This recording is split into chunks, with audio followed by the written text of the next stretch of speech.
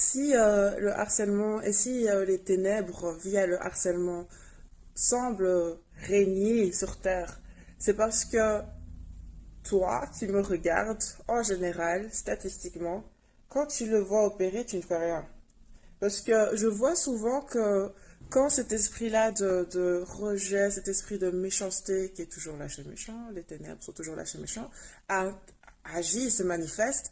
Donc c'est à travers des choses, des situations comme un gars ou une fille qui va dire ouais, celle-là c'est une, et il lance la calomnie en fait.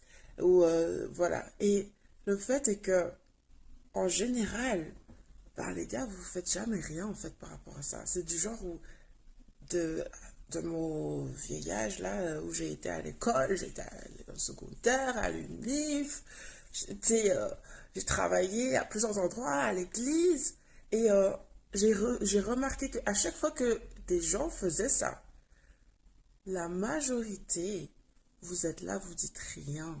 Et on va dire plus que la moitié des gens qui sont là vont prendre ça comme parole d'évangile, la calomnie qui est donnée. Et ceux qui sont en mode oh oui, je veux pas y toucher, qui pourraient sauver la mise de la personne qui est calomniée, vous faites rien. Vous faites absolument rien. Vous êtes juste en train de voir la situation et puis vous allez recroiser la personne qui se fait calomnier et vous lui dites rien.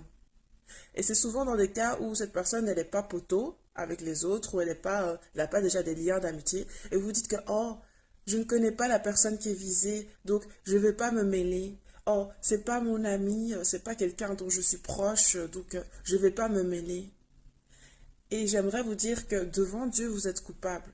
En anglais, on a le concept de enabler, ceux qui facilitent, les facilitateurs. Donc vous êtes des facilitateurs de harcèlement quand vous voyez qu'il y a une situation de calomnie unilatérale, ce n'est pas un conflit. Vous voyez bien qu'il y a quelqu'un qui est en train de disséminer une calomnie qui n'a pas de fondement à part le fait que lui le dit et d'autres le disent. Il n'y a aucun fondement, aucun acte, aucun élément pragmatique et objectif pour dire que c'est vrai que cette personne se prostitue. Et donc, vous restez silencieux, vous restez passif, voire vous continuez à disséminer ce que vous avez entendu. C'est pour ça que le royaume des ténèbres règne, parce qu'il a été vaincu sur la croix.